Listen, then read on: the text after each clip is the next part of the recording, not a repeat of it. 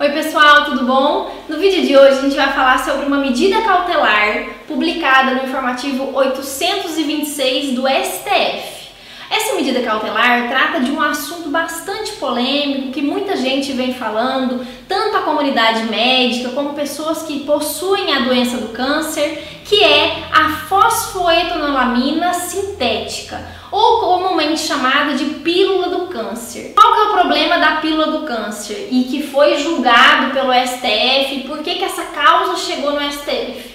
Porque a fosfoetanolamina sintética não foi testada em humanos.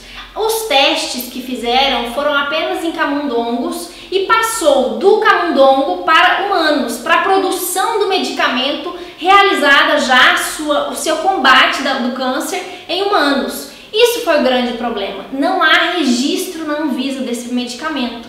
E ainda assim, a norma 13.269, publicada em abril de 2016, autorizou o fornecimento desse medicamento. E para piorar um pouco mais, o fornecimento desse medicamento ele foi muito livre, como a própria norma fala, é uma livre escolha do paciente com câncer. No artigo 2º dessa norma estão os requisitos para que aquele doente receba esse medicamento. E o STF, analisando essa norma, entendeu que seria melhor suspendê-la até que ao final dessa ADI o seu mérito fosse julgado. Então agora a gente vai analisar quais os fundamentos pelos quais essa norma foi suspensa. O primeiro fundamento que a gente pode falar são os riscos à saúde. O ministro Marco Aurélio, relator dessa medida cautelar, falou que a ausência de estudos conclusivos poderia no futuro para essas pessoas que se utilizassem desse medicamento trazer riscos à saúde desses pacientes. Afinal de contas, o tratamento veio de ratos, ou o experimento conclusivo que se teria até então era apenas em camundongos, em ratos, e não em seres humanos. Então faltou estudos conclusivos a respeito da eficácia real desse medicamento. Então, primeiro, você pode colocar artigo 196 da Constituição Federal, a saúde estaria em perigo se os estudos de um medicamento, antes de ser concluído, já fosse destinado à população esse medicamento.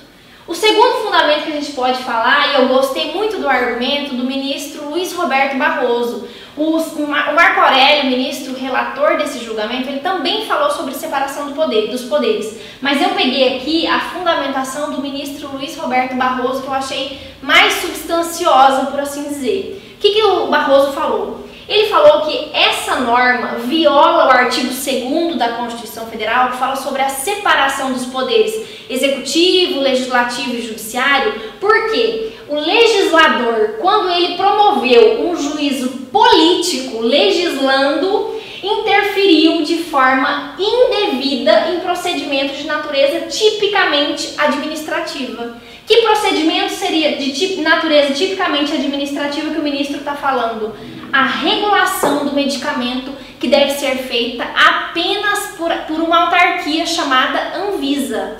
De acordo com o entendimento do ministro da maioria do STF, a separação dos poderes estaria sendo violada por essa norma, onde o poder legislativo interferindo num poder que é do poder executivo, que é quem tem a habilidade, a capacidade técnica para fazer o julgamento desse medicamento, se ele deve ir para a população, ser fornecido para a população ou não, foi lá e fez em primeiro lugar, antes de que o poder executivo analisasse a viabilidade desse fornecimento. Então aqui, além de separação dos poderes, você pode falar que houve aqui uma violação daquilo que a gente chama de reserva da administração. Tem um vídeo meu no canal já antigo que eu explico esse conceito. Então fiquem atentos até o final desse julgamento, acompanhem, se cair na prova ou em algum concurso de vocês, lembrem-se, é uma medida cautelar, ainda não terminou, então a gente precisa aguardar o mérito, o final desse julgamento para ver se essa lei 13.269 ela vai ser ao final declarada inconstitucional ou constitucional.